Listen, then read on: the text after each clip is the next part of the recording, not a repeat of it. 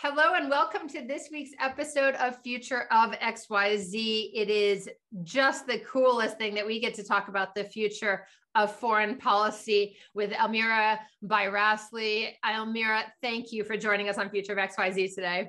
Thank you so much for having me, Lisa. Your background is quite extraordinary.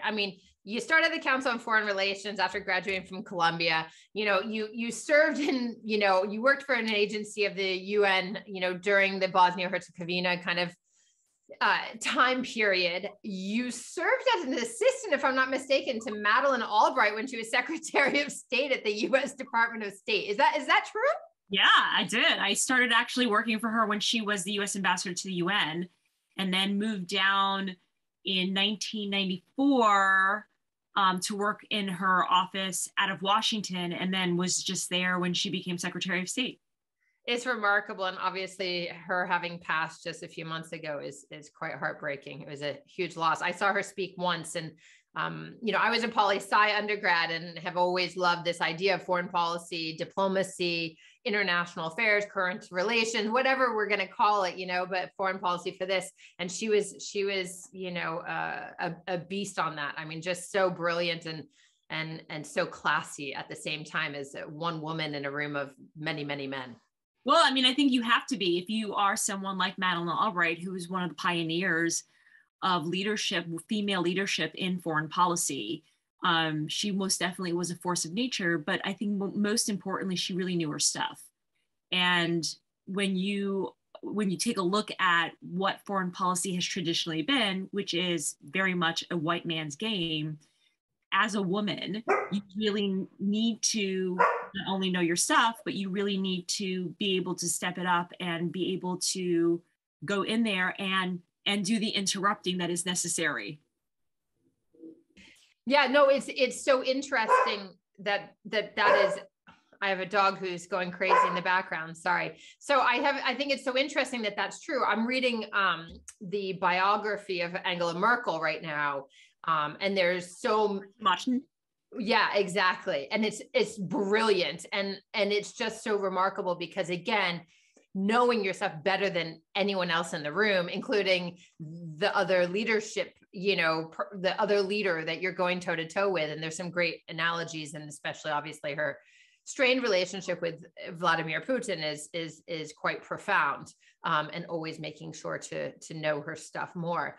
But I want to get into a little bit of kind of the current state of foreign policy, if you will. I mentioned Putin. Obviously we are in a state of war as we're recording this, with the Ukraine, kind of being unrightfully invaded, and the atrocities that are unfolding. But it is not only the Ukraine, of course. We've had Afghanistan for a number of years. We've had Syria for the better part of a decade.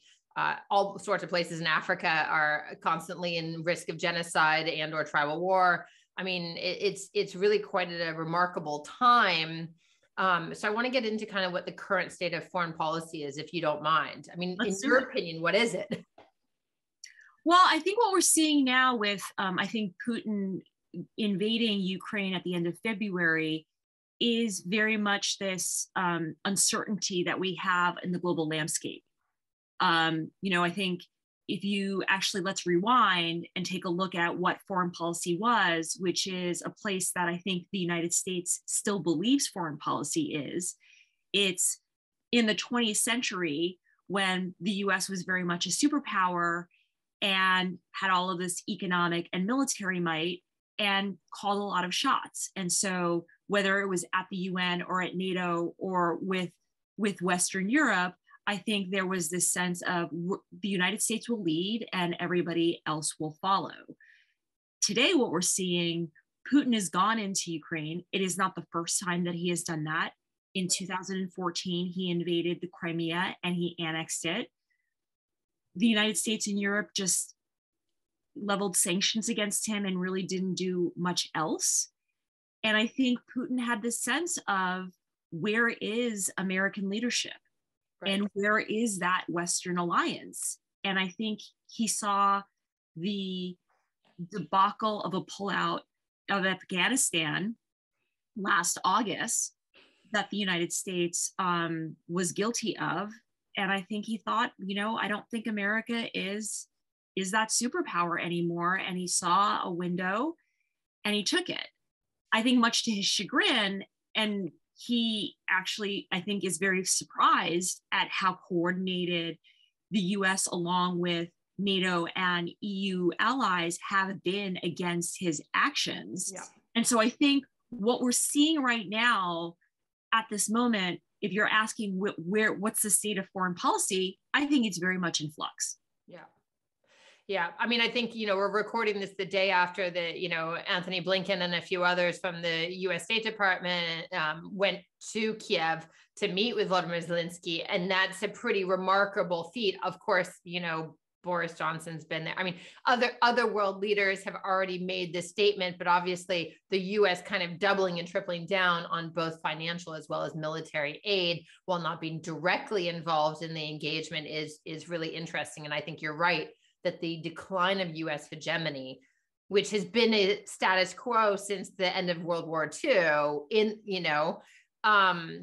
I think is really opening eyes and doors, and how this situation plays out is going to have material bearing on what we see as the future of foreign policy, I would imagine.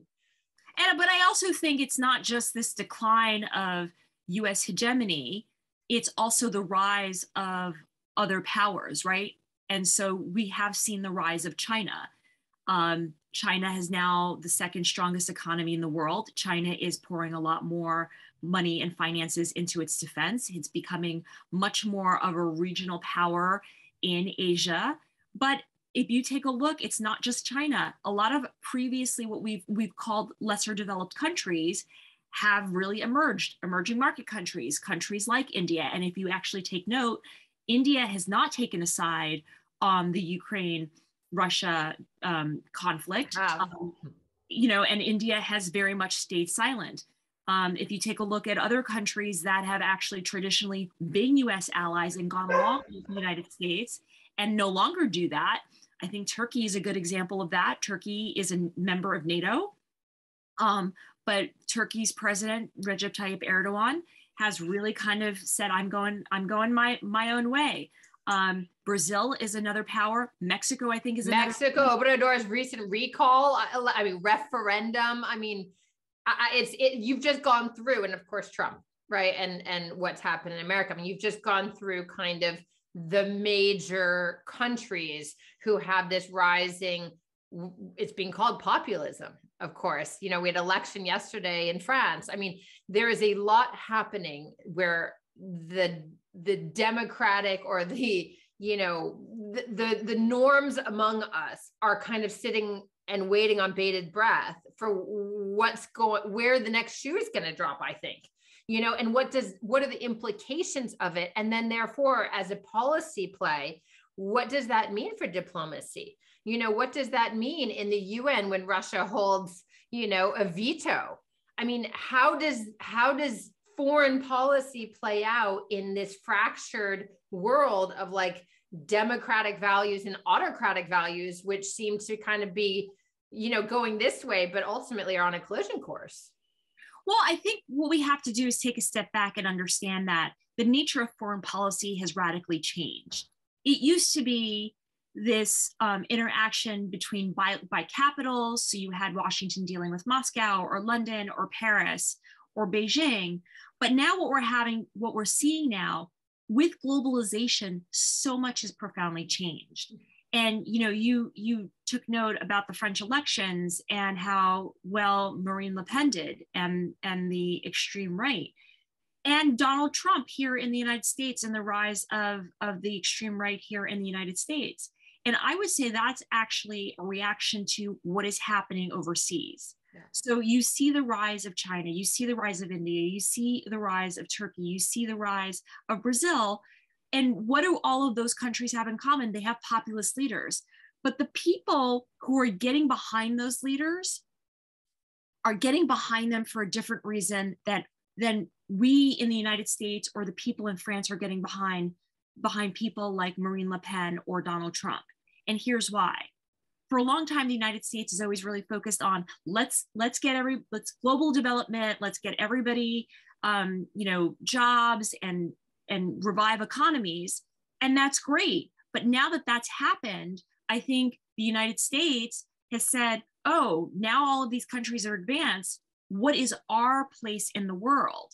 And and the United States and much of Western Europe hasn't really been able to figure that out. Yeah. And so in the same way that I think now people in China and Turkey and Brazil and India are super proud that their economies have grown and they've developed this confidence, there is this clash that we're seeing, but the populists that we're seeing overseas are very different than the populists we're seeing at home.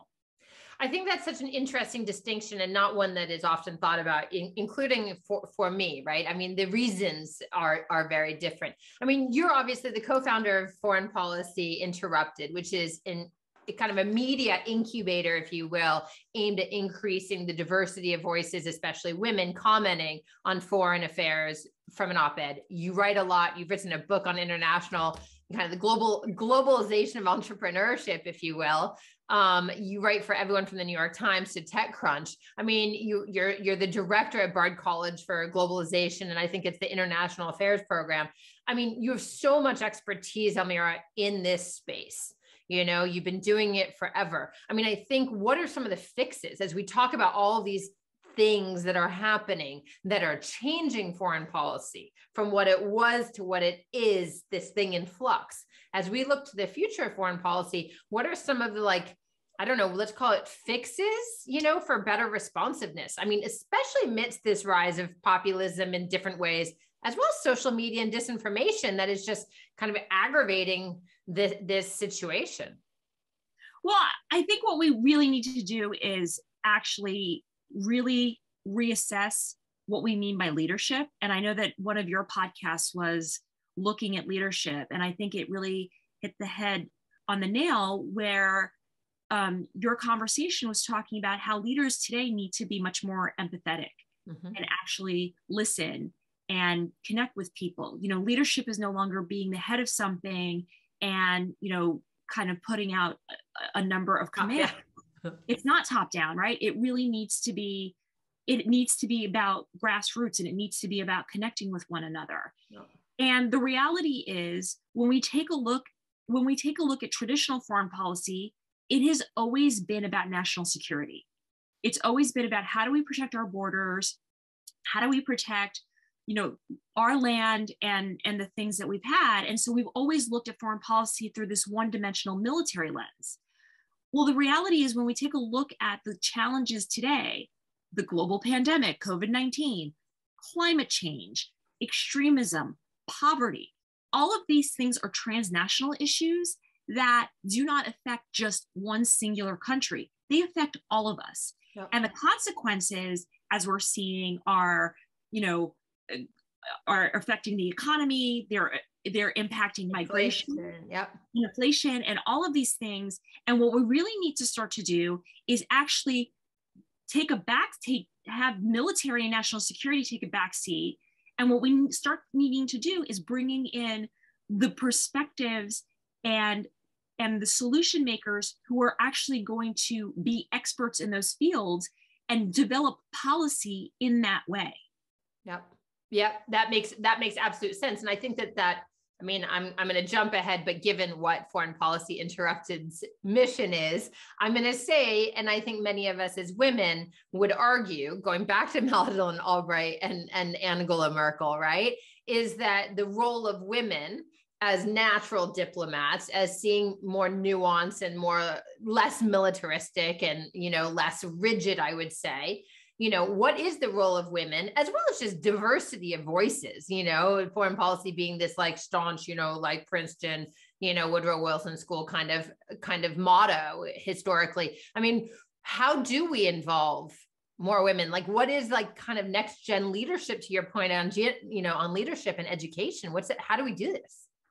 I'm glad that you asked that. I've been part of a movement called Feminist Foreign Policy. It's something that the Swedes pioneered in 2014, very much to make sure that they had equal representation in foreign policy circles, but then they're also that they were investing in gender issues, maternal health care, women's issues. Since then, Mexico, France, and Canada have gone on to adopt it. It looks like Germany is getting on board with feminist foreign policy. But here in the United States, I think what we need to do is adopt feminist foreign policy, but not make it about women's issues or gender, but precisely the things that we've just been talking about, a change in leadership and an approach, and taking issues like climate change, like global health, like extremism, and like poverty alleviation, and folding them into the importance of national security, equally as important as protecting your borders. Yeah, that totally makes sense. And yet we don't have the time to raise a whole new generation, so we need some people to kind of be attracted in and pivot in sooner rather than later, it feels like. Yeah, and what we really need to do is, look, the experts are there. I mean, I work on this day in and day out, and there are women who are working on these issues across the board, whether it's nuclear weapons or whether it is global public health, and they're there. And what we need to do is we need to bring them to the table, not because they're women. We need to bring them to the table because they have a different experience and perspective. And it's that experience and perspective that is so profoundly important to getting to the necessary solutions that the world needs today. I mean, we're going to keep going for a few minutes, but that's like a mic drop kind of quote. I like it a lot, and I couldn't agree more, of course. But it's bringing different people to the table, being more inclusive in what foreign policy means, looks like, and who gets to do it.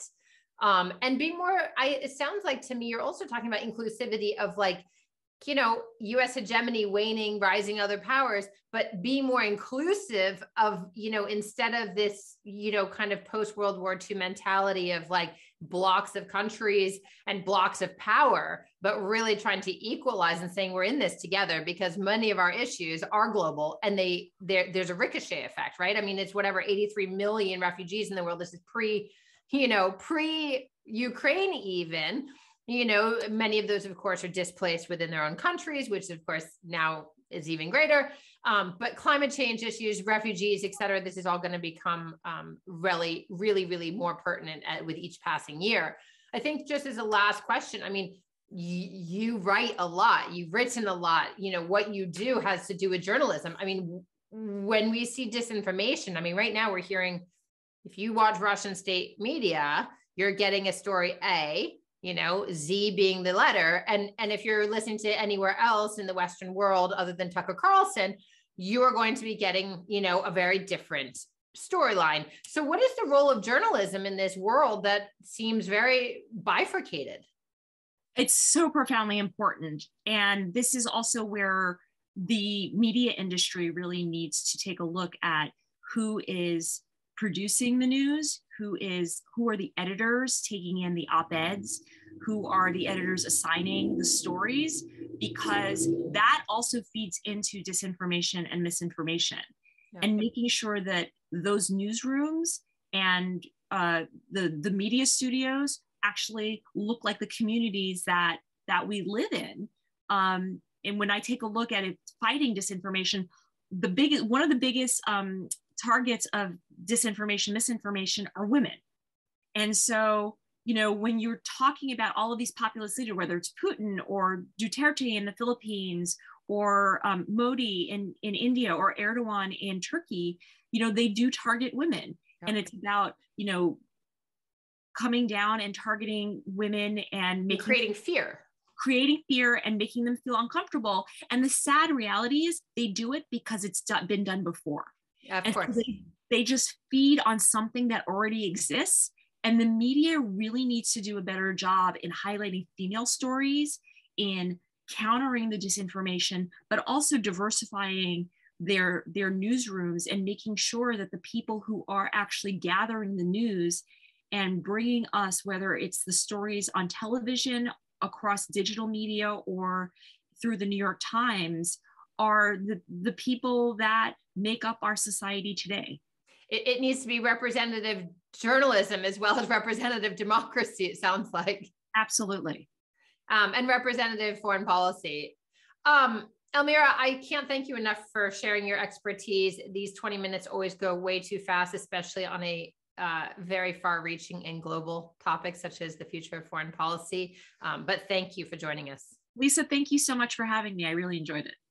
Absolutely. And for everyone paying attention and listening, make sure that you subscribe to Future of XYZ. If you don't already, we're on YouTube as well as all your favorite streaming podcast platforms. And you can follow us, Future of XYZ on Instagram, or visit future-of.xyz to catch up on all the latest episodes with brilliant people like Elmira Vasari. Thank you so much again. Future of Foreign Policy. Let's hope it is a good one.